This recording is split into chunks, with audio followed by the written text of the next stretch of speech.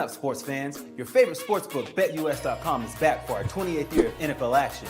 With the industry's biggest sign-up bonus of up to 200%, BetUS offers our members the opportunity to cash in on all your favorite sports, including NFL, NBA, MLB, and more.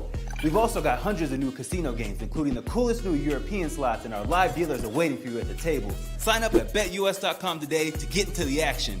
BetUS, where the game begins.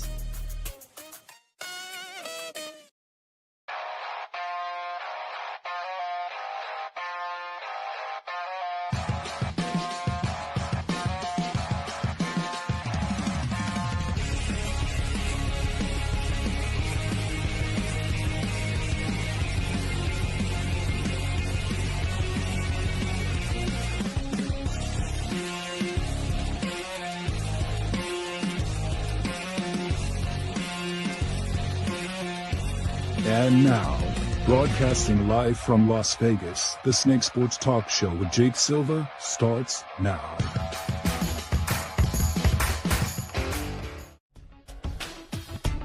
Here we go, ladies and gentlemen. We are back here on the Snake Sports Talk Show on a Wednesday. So much to talk about and unpack and prepare for Thursday Night Football. We've also got Major League Baseball postseason. The ALCS and the NLCS have been amazing. We got a lot to talk about here up from there. Appreciate everybody for coming on by wherever you are and however you may be watching and listening. Thanks for making us part of your day. So much to really just kind of break down, because I think it's going to be an interesting Thursday Night Football. Steelers and the Bengals, so much to talk about, and NFL trade rumors.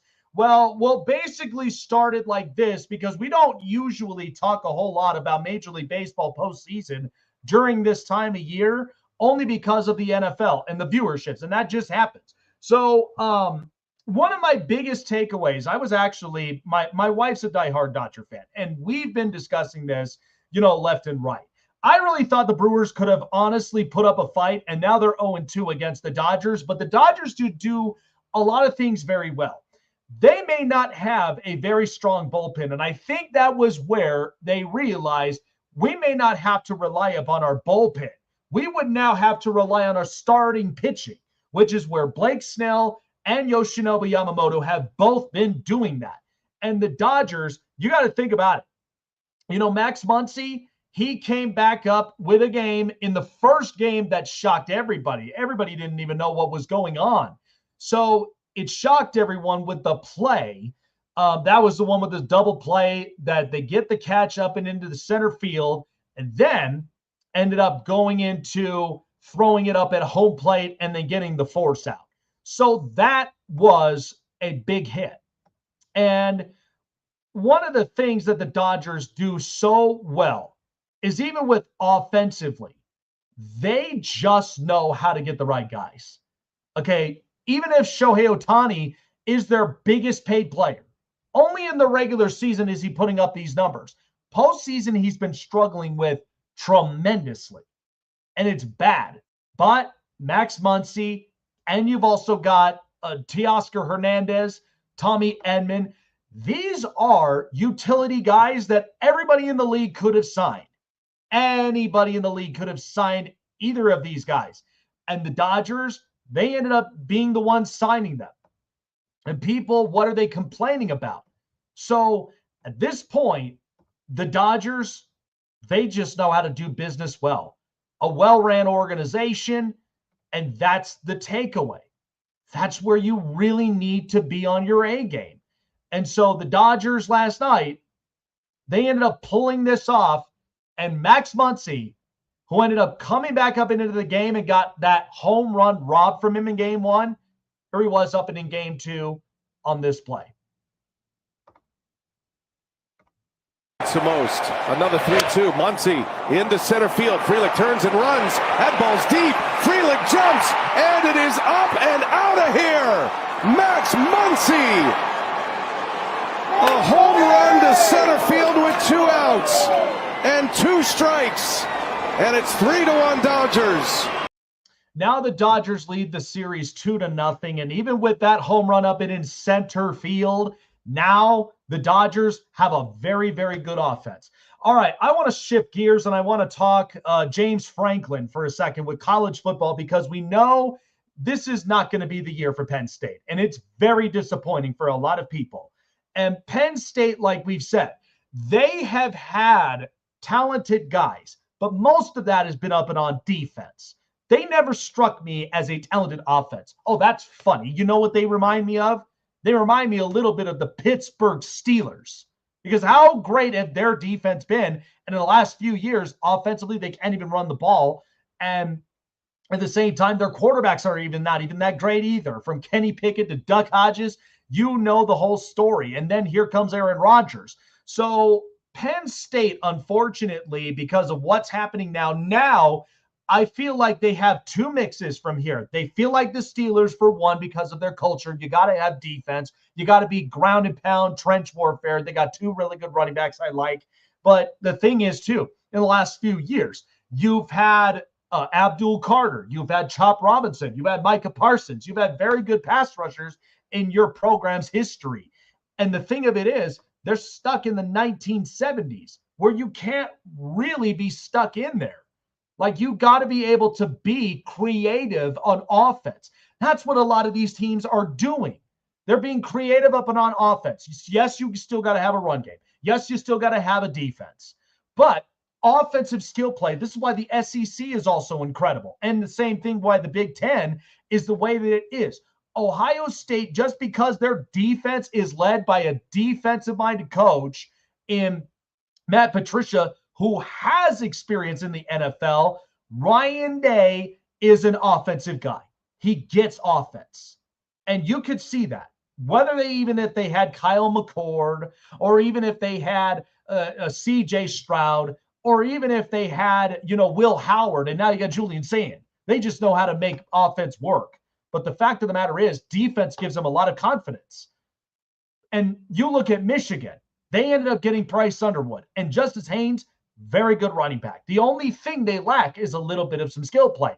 But we knew this coming into here. No Colston Loveland. These teams were obviously going to be what they are. And it just happens. But Penn State, for years, they've had three different wide receivers in their history that are balling out into the NFL. And we've noticed this time and time again. Chris Godwin, Allen Robinson, and they've also had a couple of other receivers. Now, they have had guys that have come and gone from their program, like Jahan Dotson and even Keandre Lambert-Smith, who transferred to Auburn. And he was arguably Auburn's really good receiver. So the problem with Penn State is I feel like James Franklin was a bit incompetent when it came to that. He was very stingy because, yes, there is a time and place. And I've actually talked to a lot of really good, smart college football people. And the thing with James Franklin, which was his knock, was he cared more about the seniors and juniors in those positions where you need experience. I get that. But in today's college football, sometimes it's just like, my wife tells me this all the time whenever I'm cooking steaks or chicken. Sometimes you never know what seasonings you may use unless you use them. And they're delicious, and they're flavorful, they're savory, whatever it may be. Use some seasonings. These freshmen and these sophomores that are coming up and into here, even if they're being recruited. I mean, Ohio State, Jeremiah Smith was a freshman. And you've also had Ryan Williams. I mean, how many times did Alabama ended up getting bailed out because they kept throwing it up to Ryan Williams when Jalen Milroe was up there? In today's college football, you kind of have to spice things up. You kind of have to season it. Don't just stick to just, what you're used to, which is basically experience. These guys, they're older, they understand it. Give these guys a chance to really kind of see what talent and skill level you have. That's how you build a powerhouse. I mean, isn't it? Because the minute these freshmen and sophomores, the minute they enter the transfer portal, now go look at what they're doing now at these other programs like Keandre Lambert-Smith at Auburn. Or could you imagine if a Penn State running back ended up hitting the transfer portal? They'd be all over him. I mean, Justice Haynes, what it is he came from Alabama and went to Michigan, and it's working just fine. And Michigan is more of that ground and pound, tough grit type program. So the problem with Penn State now is this is where their mentality is going from, because now they're trying to search for head coaches. And it feels a lot like, to me, they feel a lot like what the Knicks did firing Tom Thibodeau. Because now you got to an Eastern Conference final and you lost. But you should not even have to fire a coach and leave that in bad terms. Whereas for James Franklin, you got to as far as the national champion semis. So I think there's a lot of things in place here. I do think there's a part of me that James Franklin is very insular, and you're never going to break him out of that way. But there are some destinations, and I know James Franklin's going to have a job probably by next week. And to me, think about this. There is at least a program where I can kind of see fit. Oklahoma State. When they fired Mike Gundy, and to be honest with you, that time was coming. and for the record, because Oklahoma State, they have not found their consistency in their program in a number of years. So I can feel that James Franklin, the type of situation and mindset that he has, and he gets the best of some of his players. And I think Oklahoma State, and the best part of it is, you're in a program that there's no high expectation, unlike Penn State, Ohio State, Alabama, Michigan, and even LSU. You're not in, even Oregon. You're not in some of these high expectation places. And Oklahoma State, they have not found their consistency in a long time. So that's one of the best benefits that you can have for James Franklin. It's a step back. Try to rebuild yourself and get the consistency up and out the way, okay? And that's the stuff that is what makes coaches a lot better. And that's where one of those jobs is going to end up opening up. And will James Franklin be ready for that? So Oklahoma State, I feel like, is the place. It's not a whole lot of expectations that are that high. There's no high pressures. You just go there and be coached and work your recruiting. But then look at the style in which in today's college football that they're playing. Like, that's what I'm saying. If you're in a restaurant and you're the cook, you're the chef, you got to now perfect your seasonings. And that means all of them. And just because that you would be stuck to one recipe does not mean you can't spice things up and make it flavorful and savory. Okay, I change up my seasonings all the time when it comes to my medium rare steaks, or pork chops, or chicken. I mean, any way that you want it. You got to spice that thing up. You got to savor that stuff. But that's what James Franklin has to be. He's got to be now that apprentice that has to basically watch in what the days of college football is, especially with this transfer portal. I mean, Nick Saban, it wore him out.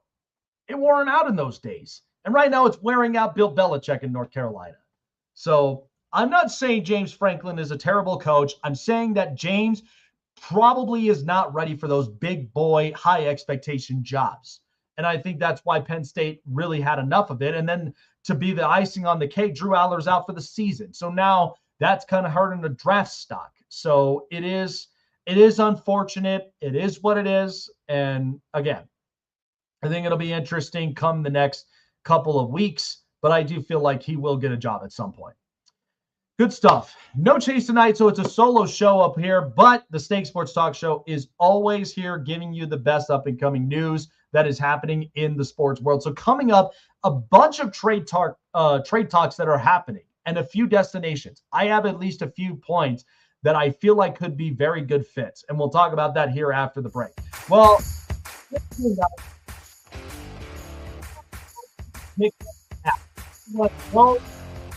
company that works best for you and gets you paid. That's where Payday Fantasy comes up into play. Payday Fantasy is your number one go-to destination for your player pick'ems every single day and every single week, whatever the sport it may be. All the major sports. All you got to do is sign up, pick the player, pick the outcome of their projected stats, and then make yourself some snacks. Sit back on the couch, watch, and get paid. That's that simple. Very easy step. Payday Fantasy, as part of our partnerships, when you sign up, it's a $5 sign-up entry bonus just for utilizing the app. And also, for 100% deposit match of up to $100. That's by using the code SNAKE. Use the code SNAKE today when you sign up for the 100% deposit match of up to $100. That's more bonuses up and in your pocket for you to use to pick your players, get strategic, and win big money. That's what it is here up on Payday Fantasy. And now Payday Fantasy has an official app on Google Play and the App Store. Download it and sign up today at paydayfantasy.com. Sign up, pick the player, pick the outcome, sit back and relax, and get paid with Payday Fantasy.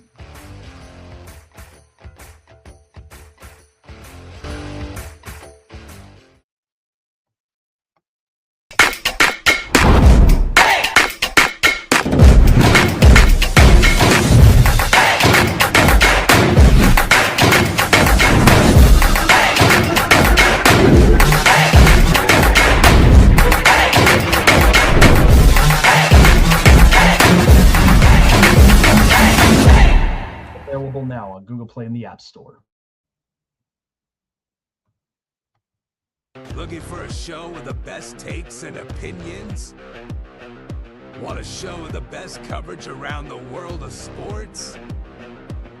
Jam-packed with an all-star interview lineup? Then the best place to find it all, sports and entertainment, is right here. Join Jake Silva on the Snake Sports Talk Show, presented by SeatGeek and BetUS. Weeknights at 8 p.m. Eastern, 5 Pacific on Sports Wave Network.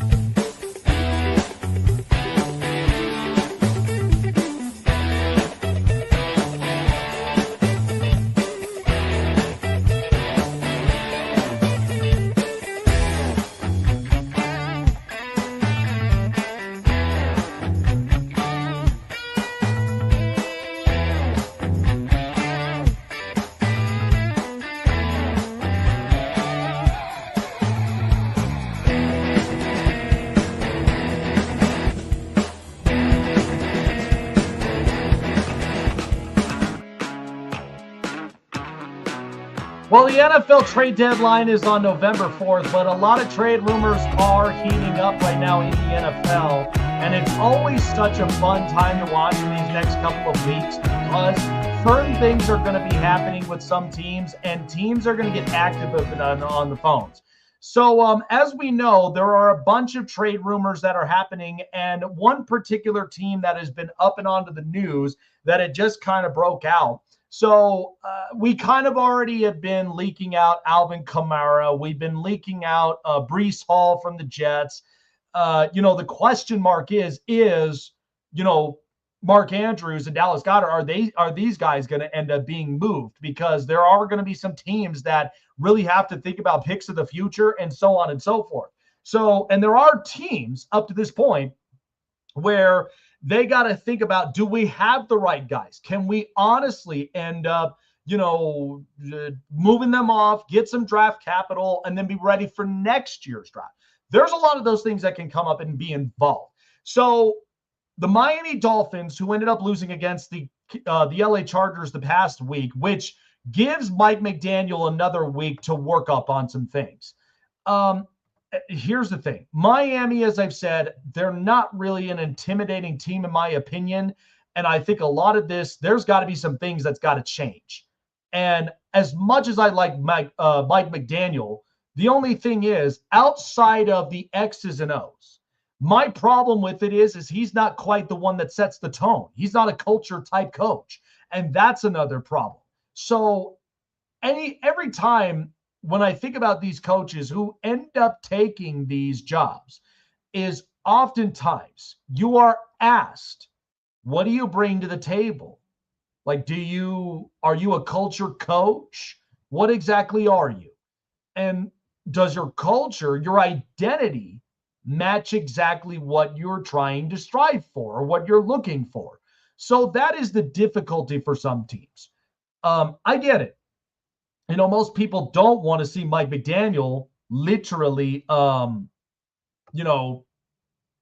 just get fired because of whatever. I personally think Miami just needs a refresher. So they've already came out and said that Miami is having the fire sale. So that's already happening.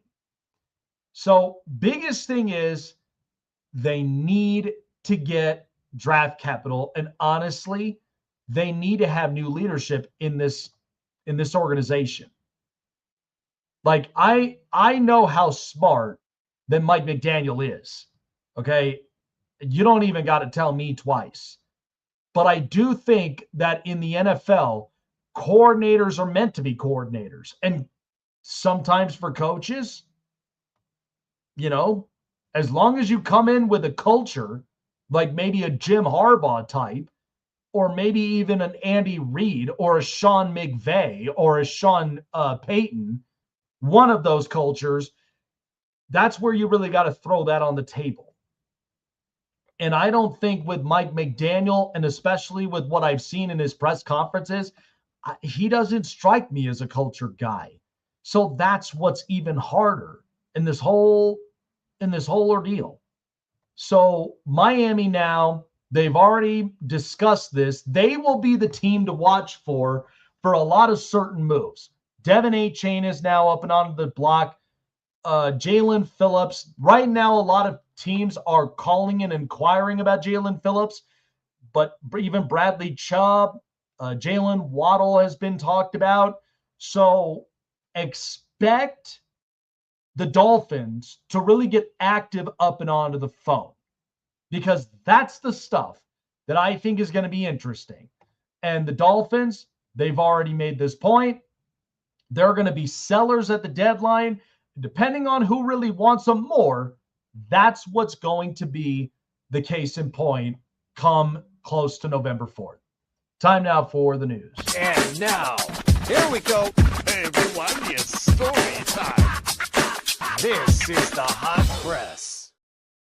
I mean, Miami, like I said, they would be a team that are going to get active up and onto the phones.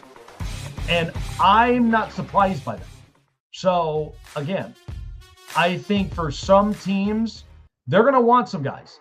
So, already right now, what's happening is so we ended up getting some sources, and in the NFL, lots of trade rumors, but Miami, speaking of them, the Miami Dolphins, Tua ended up making a comment in which he called his players out and ended up apologizing for the comments. So it was just earlier today that he ended up apologizing for the comments he made in the Sunday's loss to the Chargers when he criticized the teammates for being late to a players-only meeting, and ended up opening up into the conference, apologizing for his comments and taking responsibility for the impact on his teammates. I made a mistake, and I'm owning up to that right now. I talked to the guys on the team about it, talked to the leaders about it, and they know my heart. They know that the intent was right, but no matter the intent, when things get misconstrued or however the media wants to portray it, that leaves a void of silence and a lot of questions for the guys on our team now being 1-5. We talk a lot about it. All right, we got to get this going. Come in, excited to go to work, forget about the noise. And I feel like I just added on to that for our guys. Well, no kidding. I mean, here's the deal. Tua, in my opinion, I don't think he has bad ill will intentions. But I will say this. The Dolphins have been a cluster throughout the last few weeks. There's not a ton of leadership, which is why they need a leadership change.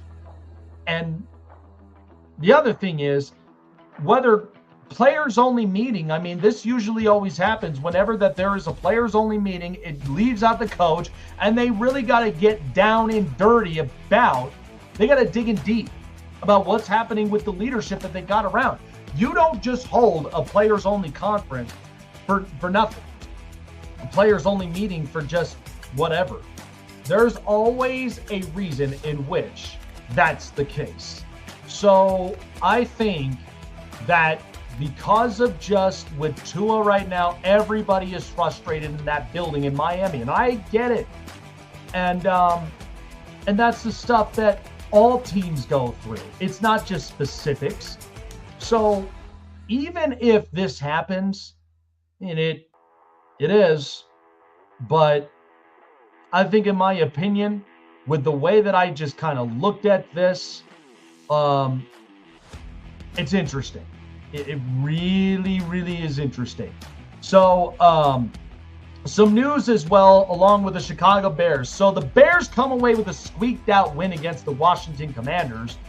And Caleb Williams basically talking about the outside criticism, and that was based around from the commentary that was there up in Monday night with Troy Aikman, and there was a lot of stuff to really talk about it. We do have at least a video of it. We'll get it here for you guys here in a second. But Caleb Williams is basically saying, hey, there's criticisms, but he's not worried about it.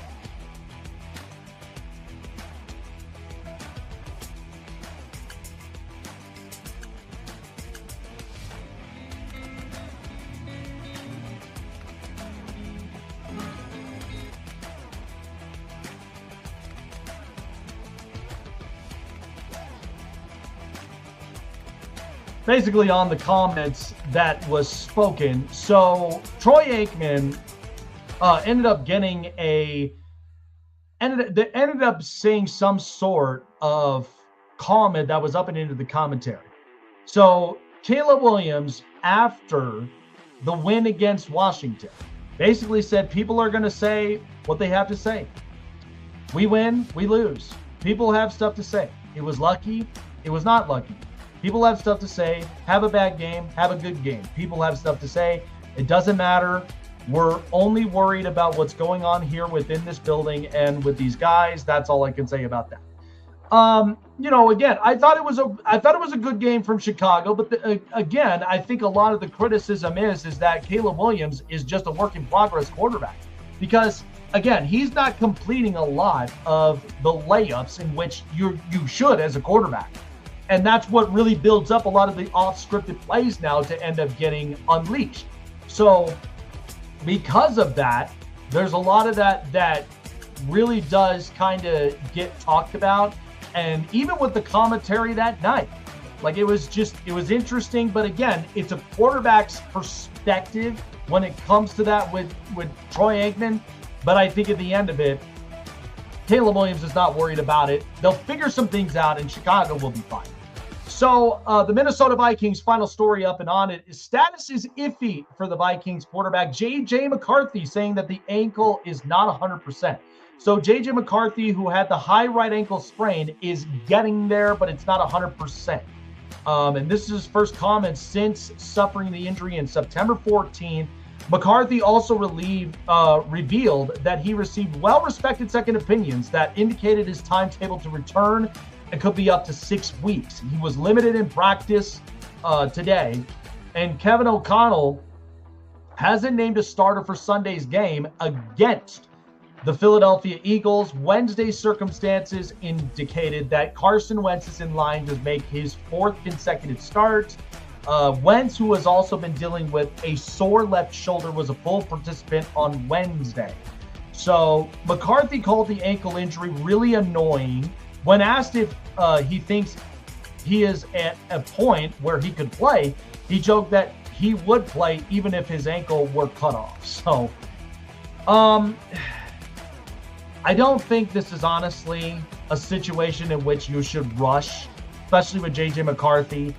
Carson Wentz, I feel like, is going to end up getting the nod. There's no question about that. And I think at the end of the day, even in the game against the Philadelphia Eagles, I mean, Jalen Carter was out of the game against the Giants. It was a short week, and you caught the Eagles on a bad week where they lost to the Broncos. They then lose to the Giants in their rivalry game on a short week. And so now you're facing the Vikings, and who knows exactly what that's going to end up looking like. So there's lots of question marks. But I think it's the best idea to stick with Carson Wentz, his 4th consecutive start now, and that way you're not having to end up rushing your young quarterback. And I know there's a lot of questions up and involved with that, but that's pretty much what Minnesota is doing. All right, that is it for the news. And now, here we go. Hey everyone, it's story time. This is the hot press. So yeah, talking about these rumor trades, it's so exciting. And I think what we're witnessing right now in the NFL is there's so much shift, but this hasn't been something new for a long time.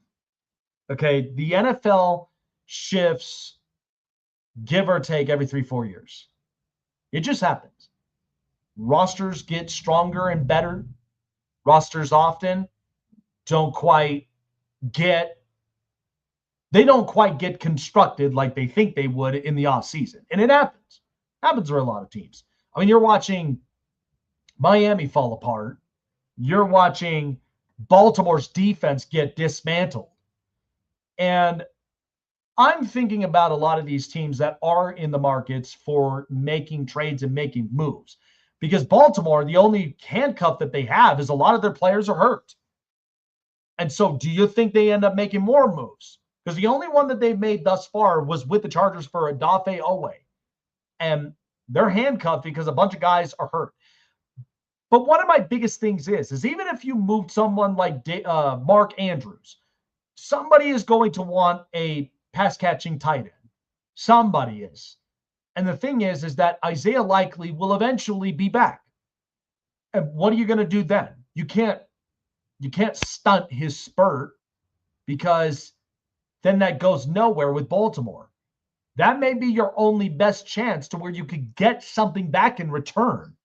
But Baltimore knows they're handcuffed. One of the teams I thought was interesting was Buffalo. And Buffalo lost really bad. They lost really bad to an Atlanta team that are still trying to pick up some things that they're trying to work on. And Michael Penix looked good. Bijan Robinson was on it, and Drake London. These guys were balling. But it's what I've been stressing about Atlanta for the last few weeks. When am I going to see an offense like this take off every week?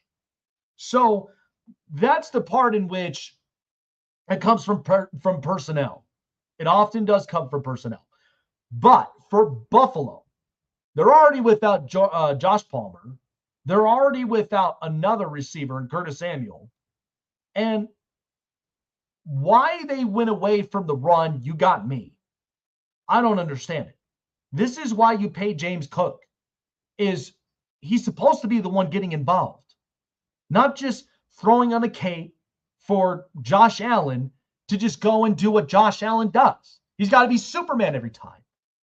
And then the minute you have a game like Atlanta where they kept you contained, you're on the road, you're in a wonky trap game, like Buffalo, they didn't even look like the better team.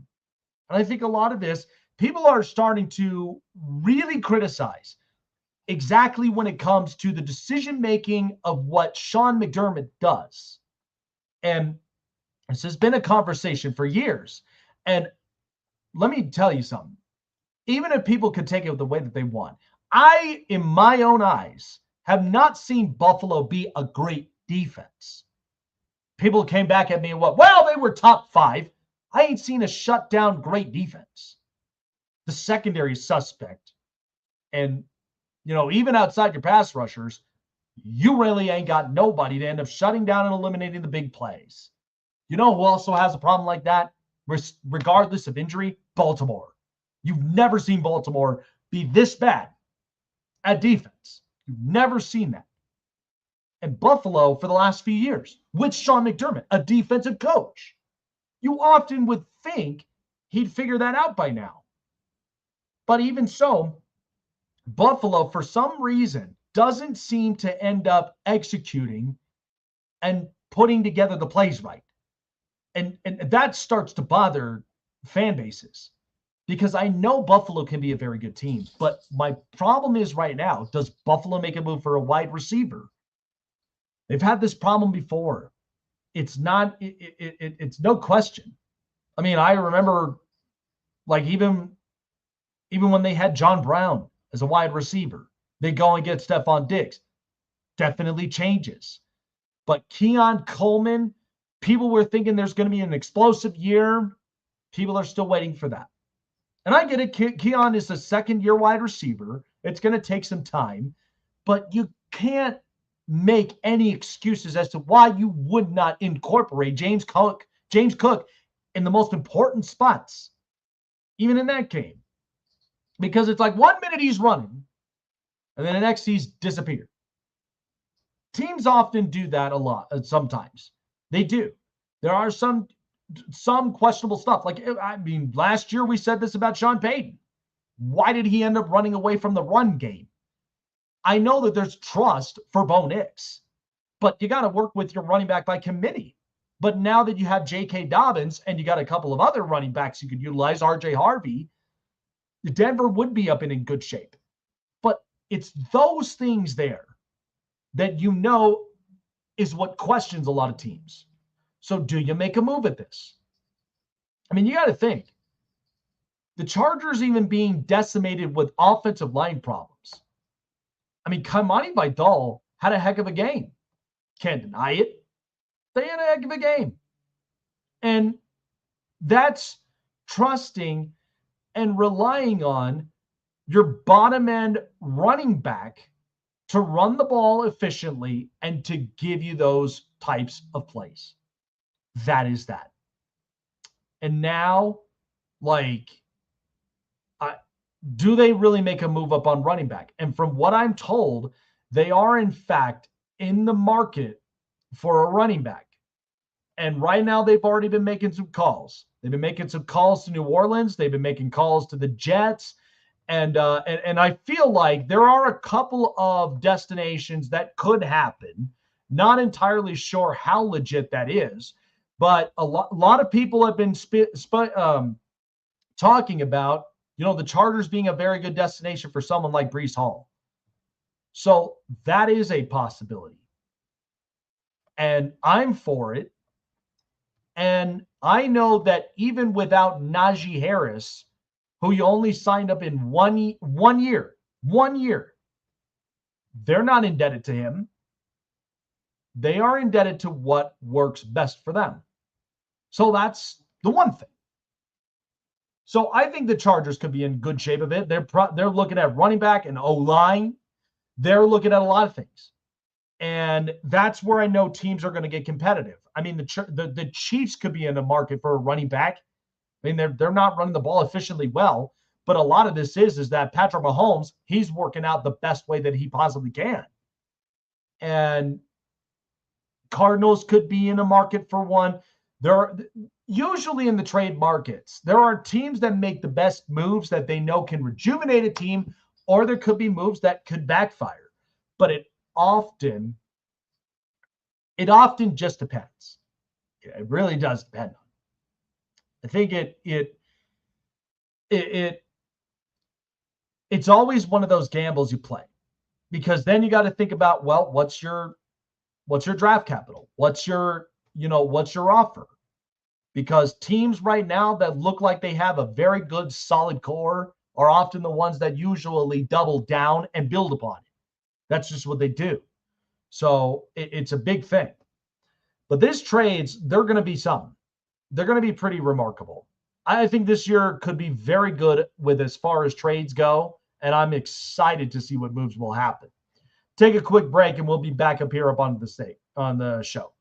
Want to find your seat for the event of your choice but can't get one that fits your desire or your budget? Well, my friends, SeatGeek has you covered. SeatGeek is the official sponsor of the Snake Sports Talk Show. With a list of over hundreds of events to choose from, SeatGeek will assure you that you won't miss your seat with the amazing deal of your choice at the most affordable price. Whether it's looking for your best seat in the house of your favorite sports team, finding live concerts that get you closer to your favorite artist, or enjoying your spot at your favorite live shows, comedies, and more, SeatGeek has it all just for you.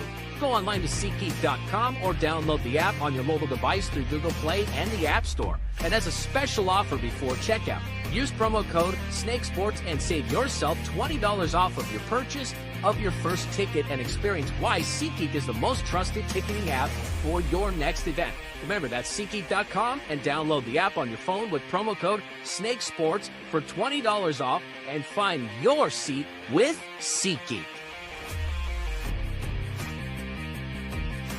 Looking for a show with the best takes and opinions? Want a show with the best coverage around the world of sports? Jam-packed with an all-star interview lineup? Then the best place to find it all, sports and entertainment, is right here. Join Jake Silva on the Snake Sports Talk Show, presented by SeatGeek and BetUS. Weeknights at 8 p.m. Eastern, 5 Pacific on Sports Wave Network. Listen up, sports fans. Your favorite sportsbook, BetUS.com, is back for our 28th year of NFL action. With the industry's biggest sign-up bonus of up to 200%, BetUS offers our members the opportunity to cash in on all your favorite sports, including NFL, NBA, MLB, and more. We've also got hundreds of new casino games, including the coolest new European slots, and our live dealers are waiting for you at the table. Sign up at BetUS.com today to get into the action. BetUS, where the game begins.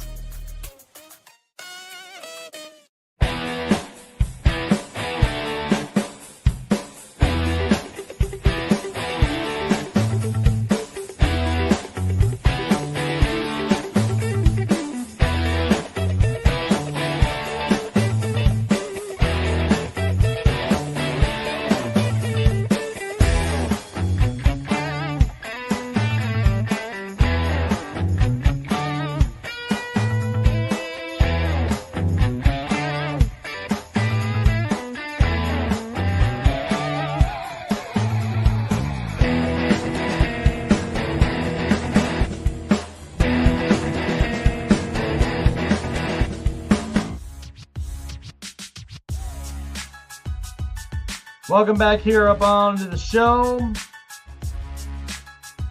So much to really think about. ALCS, Seattle up 2-0 against Toronto. I mean, I just think Seattle, they got a really good team. They got a very good team. Pitching, hitting-wise, they really have been the team that's been up and on fire. So, previewing Thursday night football game tomorrow, which is the Steelers and the Cincinnati Bengals. So many people believe, and I have never been one to really put money up on an AFC North matchup like this, especially on a Thursday night. But the Steelers have been up and on a roll. I'm not going to end up taking that away from them. It's been pretty good. But the problem is the Steelers, in the last few games they've played, they haven't truthfully played up quite as much to their competition. And I'm not here throwing shade at Pittsburgh either.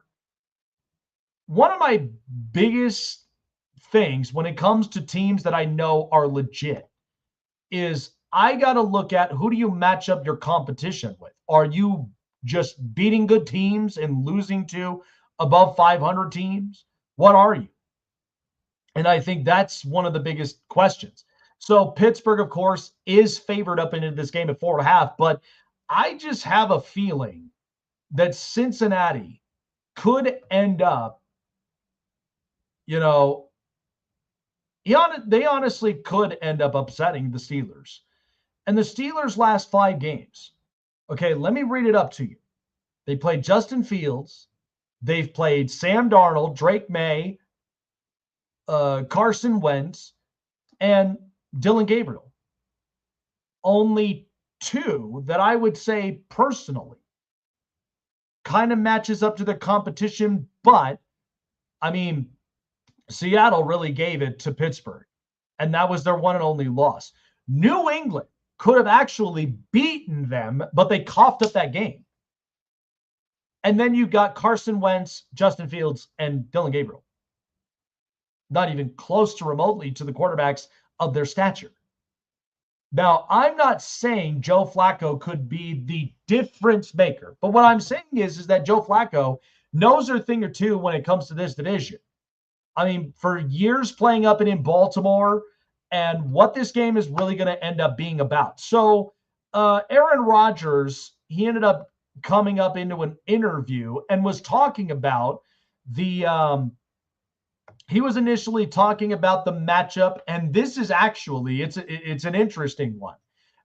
It's a matchup in which both the old guys, and he's saying that this is a great day for the old guys.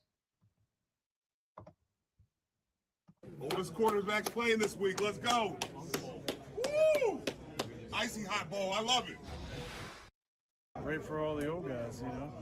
I know that when I watch other sports, maybe it's because I'm the older guy, but I tend to pull for the older guys to win championships. I've been friends with Steph for a long time. Steph is one of the older guys in the NBA now. So anytime the Warriors are playing, I'm always pulling for Steph to ball out for them to win. But it's great. I mean, I've known Joe for a long time. Yeah, I think it'll be an interesting game for sure. And Joe Flacco has been in this position multiple times.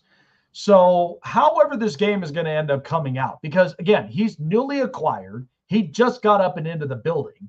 And we know that the Bengals have been going through quarterback issues because of their star quarterback who is hurt right now, Joe Burrow. Look, I'm not one to basically say that the Pittsburgh Steelers are not a good team. But what kind of confuses me is that Pittsburgh, they're taking advantage of the situation that's happening around them. Baltimore's defense doesn't look great.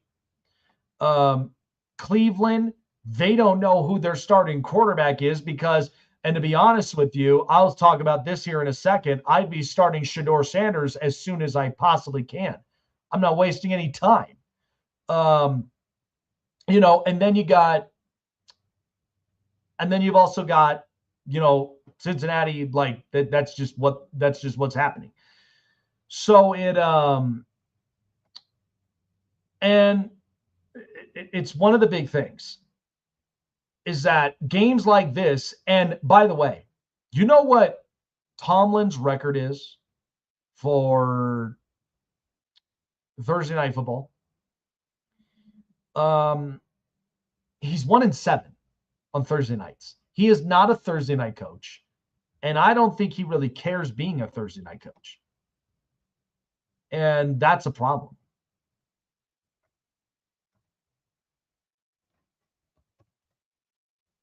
And more importantly, like it's a kind of thing in which, AFC North matchups, they could be going either way. It's wonky. They could change up at any point. And that's where I think the frustration is, even for a team like Pittsburgh. This happened to them last year. They ended up losing to Cleveland on a Thursday night game, and then went up on this whole thing to where they really were not even that great of a team after all. And that's hard. So, it really is. It really is something else. But I do think this should be an interesting game. Certainly a win for the old guys. Not gonna lie. But I do think it is going to be a game in which I don't trust. It's a stay away game for me, respectfully. But I do feel like if I had to think of a team that might win, I would certainly think about, Cincinnati taking away this game. I really would. All right. I want to talk Cleveland. So Dylan Gabriel, okay, in these spots, coming in out of college, people were telling me, Jake, he's a winning quarterback. He's a winning quarterback. What the hell does winning quarterback have to do with anything in the NFL. So Dylan Gabriel, what people tried to end up throwing out is he's won at UCF, he's won in Oklahoma, he's won in Oregon. Well, Dylan Gabriel ain't won a natty. Okay, let's just get that. Let's just get that straightened out. So this so-called winning quarterback, okay, and what I've noticed with Dylan Gabriel, and I do believe he has accuracy. There's no question whatsoever. I mean, I think Dylan Gabriel is a good kid. But in 4 games that he has played, he's completed 57% of his throws. Okay? And he's averaging 4.8 yards a play, 3 touchdowns, no picks. He's not turning the ball over, and he has a rating of 81.2. But there has been points in these games, and I'll show it to you kind of how this is. So in these game splits, because Dylan Gabriel, if you think about it, in the 4th quarter, okay, in these games, whether above or less than a score, he completes 37% of his throws, averaging at least 6.9 yards a play, and has a rating of 62, and he's only got 1 sack. Hasn't thrown a touchdown, hadn't even thrown an interception. But the only thing that I think is interesting is with the last 2 minutes of the half, he's completed 60% and had a touchdown and no pick. My definition with Dylan Gabriel is I just think that he's part of a system. That's really all that he is. And it's no knock and no shade at Dylan Gabriel. I think he's a good kid. He's not turning the ball over. He's got 3 touchdowns, no picks. But the rating at 37.5 is just not going to cut it for me. And this is a 5'11" left-handed quarterback. And you know who else kind of fits up and into this category? That's Tua. But the difference is Tua and like Dylan Gabriel, in a sense, their biggest traits is getting the ball off quickly, under 2 seconds in the pocket. That's what they're both known for. But the problem is, especially at his height and even at like his stature in the pocket, he can't see. He can't see from the line. And what I don't understand with Cleveland is why we're constantly back and forth, contemplating after contemplating about whether or not should we start Shedeur Sanders. It is the obvious answer. Because right now, you're the Cleveland Browns. You're the one making moves. You're the one ended up getting all these draft capitals. And by the way, you already put up offensive linemen on the trade mark. I mean, you got Joel Petonio and you got Pocic, that's center. So you're already up and on the map about being a team that's going to be active in trades. So you already have that. So it is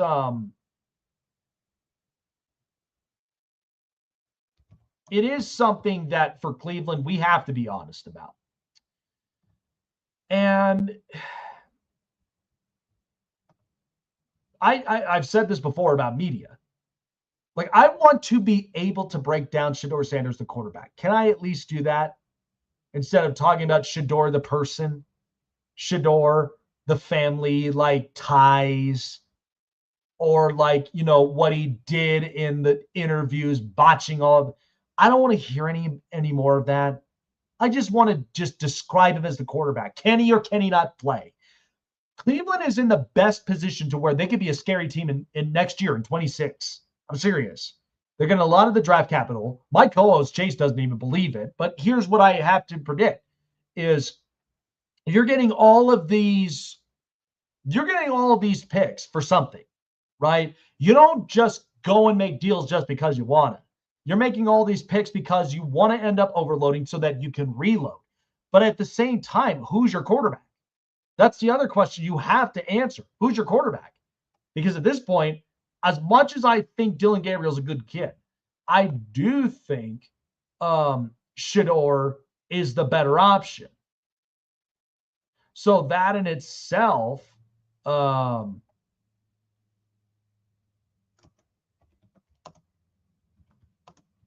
I think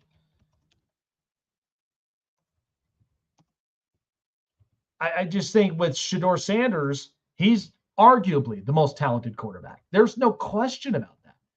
I've never really had a problem with it. And to me, like, I get it. The whole speeding tickets and this stuff, I get all that. I get all that with the maturity thing. But he's away from his father. And I get it. Deion's been up and into the pressers. But we all know Deion's got bigger fish to fry. I mean, he's here in Colorado, and you got to shape up that program because right now it's not looking so hot. So that's the one thing that, and I've said this before, even as a first-time parent, my biggest thing is that I'm all about my kids blazing their own trails because I can only show them so much of the experience that I've gone through in my life. But I'm not going to just force them into what I've done in all, my work style and, my life choices. I'm not going to do that. I'm not going to hinder that on them. They'll be grown, capable adults who will make choices for themselves. But the only thing they have to realize is that life, there's reality checks. And oftentimes you don't always get what you want. Okay, this is not BK. You can't just have it your way. I always say it all the time, is oftentimes we get hammered with just the most excruciating choices. And it just happens. But we have to figure out how do we face adversity. So again, I want to believe Shedeur Sanders is a franchise quarterback, but I can't do that if we're constantly back and forth. Just start the kid. You're 1-5.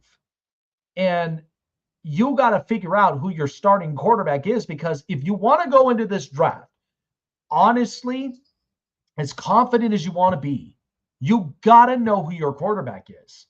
Because next year, you're going to have 2-3 quarterbacks who I know off the top of my head, they are capable. And if you don't really have that, then that itself is a problem. So that's the kind of stuff you really want to know, even as an organization, what you're getting into. Because think about it this way.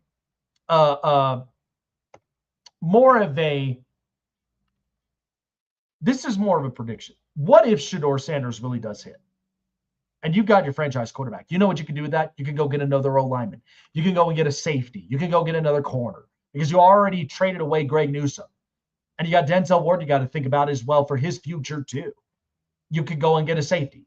You could go and get, depth pieces on both offense and defense, whatever you decide to choose.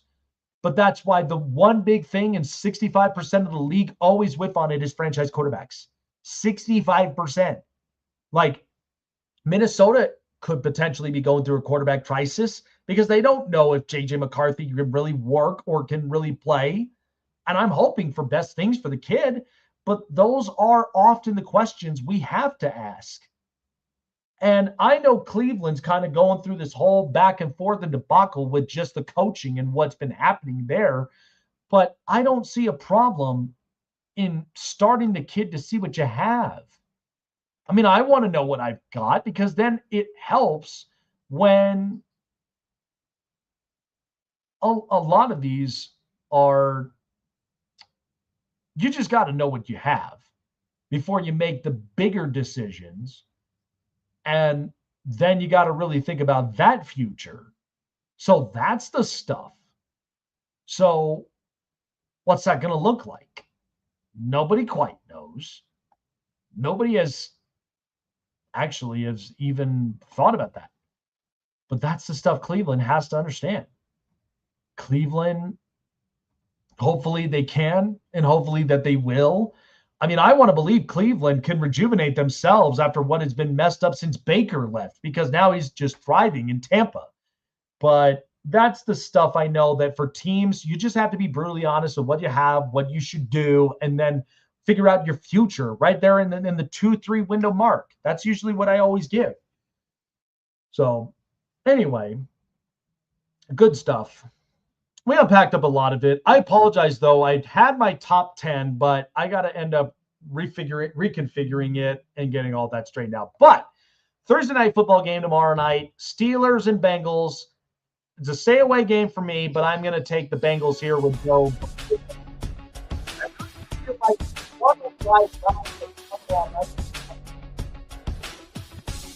Mind you, Tomlin is 1-7 in Thursday night. So that's my takeaway. All righty, guys. Appreciate you for coming on by here up and onto the show. We will see you guys next week. Lots of stuff to come around. I will have my picks. I will have my top 10. Just check out our social medias as well, guys. Take care of yourselves, and we'll see you soon.